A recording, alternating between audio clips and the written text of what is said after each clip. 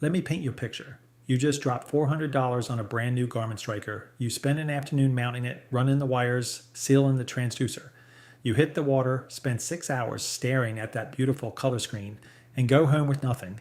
Empty cooler. Meanwhile, your buddy is standing on the bank with a plastic ball the size of a golf egg, a $20 device from Amazon, pulling fish after fish out of the same murky lake you just wasted your Saturday on.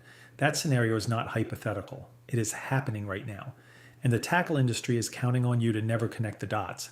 I'm going to show you exactly which $20 device is doing this, how it works in any water, murky, clear, saltwater, ice, and why the industry has made sure you've never seen a single ad for it. Smash that subscribe button and hit the bell so you don't miss a single video where we uncover the secrets they don't want you to know and stick. Because by the end of this, I'll reveal the firmware trick brands use to disable features already sitting on a chip you already paid for. Let's go fishing behind the curtain. Item 1, the device they don't want you to know about the Lucky Portable Wireless Fish Finder, and its cousin, the iBobber by Real Sonar, $20, $35 at most. This is not a toy review. This is an autopsy. You cast the Lucky like a bobber. It syncs to your phone via Bluetooth and draws a real-time sonar picture of everything underneath. Fish, structure, bottom composition, depth down to 135 feet, water temperature, GPS spot tagging, fish size by depth, free app, iOS and Android. The iBobber runs a 90-degree beam at 118 kilohertz, effective in freshwater, saltwater, stained rivers, and ice-covered lakes alike. Garmin's own Striker Cast GPS does roughly the same thing for $180. Translation, you are paying $160 for Garmin's marketing department, not their engineering department. It's like finding out the store brand painkiller is the exact same molecule as the name brand, just without the television commercial. Item 2, the Sonar Physics, the industry hoped you never learn. Here is why this device works in any water. One word, sound. Sonar does not use light, it uses acoustic pulses. A signal fires down, bounces off fish and structure, and returns to the transducer. Sound travels through murky water, stained water, salt water, and ice-covered water equally well, because turbidity blocks vision, not sound. This technology was developed by the United States Navy in the 1940s to detect submarines in pitch-black ocean depths. The core principle has not changed since. What brands sell as revolutionary sonar architecture is a refinement of 80-year-old military technology. Translation, the fish don't know what brand of sonar is looking for them.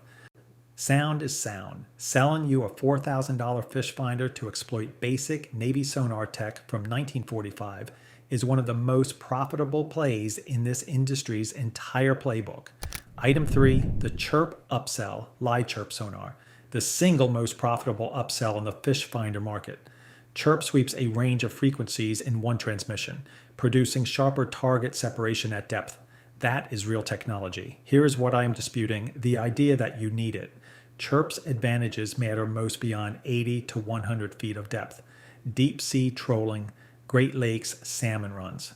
But the vast majority of recreational anglers are fishing under 60 feet, where the practical difference between standard 200 kilohertz sonar and Chirp is marginal at best. What is not marginal is the price jump, straight from the $120 shelf to the $350 shelf. Translation, they sold you a Formula One engine for a trip to the grocery store. And if you're finding this breakdown useful, hit the like button. It really helps the channel cut through the noise. Item 4, the OEM Factory Secret. Every fish finder, $20 or $4,000, comes from somewhere. And that somewhere is overwhelmingly OEM factories in Guangdong and Shenzhen, China, supplying the entire marine electronics industry. Wholesale unit costs for fully functional sonar devices at those factories run approximately $40 to $65. Complete units with screens and transducers are listed on Alibaba right now for $25 to $80 factory direct. The difference between that factory unit and the $300 Lowrance on the retail shelf is not revolutionary engineering. It is branding, distribution, and the psychological premium you assign to a name from a television commercial. Translation, you are paying $400 for $40 of hardware and $360 dollars of brand equity. The factory floor doesn't lie, only the retail shelf does. Item 5 in the Firmware Lock Playbook.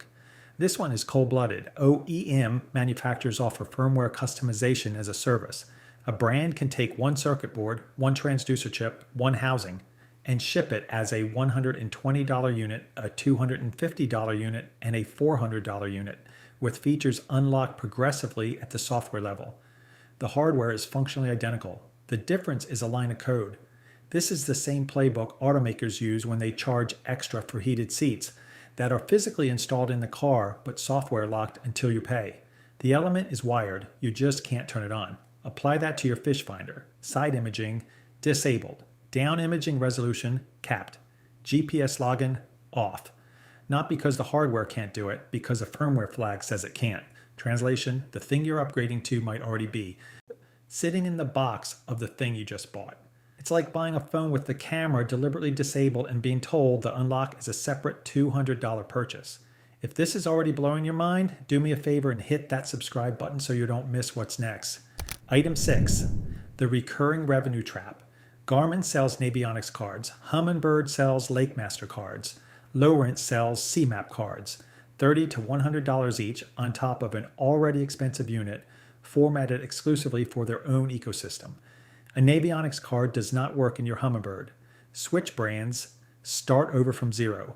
Every mount, every cable connector, every accessory is engineered to keep you inside one brand's upgrade path indefinitely. The $20 Lucky and the iBobber run on completely free apps. No subscription, no map card, no proprietary mount.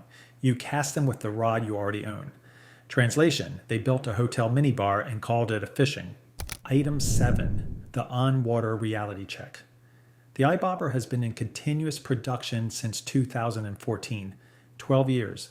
No Super Bowl ad, no pro base sponsorship, no display in a major tackle chain. 12 years of sales driven entirely by anglers telling other anglers it works.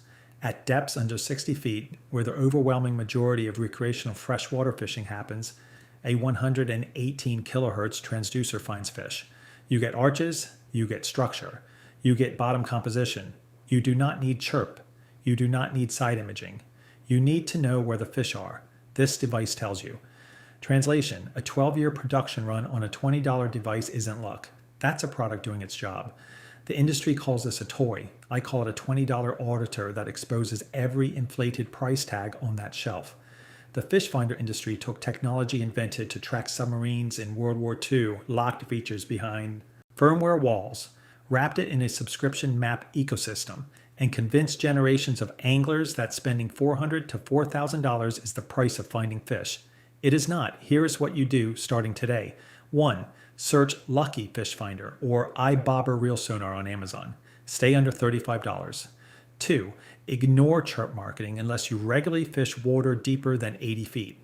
For most anglers, it is an upsell, not a necessity. 3. Never buy a proprietary map card before checking your state's fish and wildlife app or OnX Maps free tier. The data is often already there. 4. Before spending $300 on any branded unit, ask, what specific capability does this give me that my $20 device cannot? If you can't answer that, and you already have your answer. The tackle industry doesn't want you to know that the device finding fish right now costs $20. But now you do. Let me know in the comments which secret on this list surprised you the most, and if you want to see more of the side of the industry they don't want you to see, subscribe and hit the bell. I'll see you in the next one.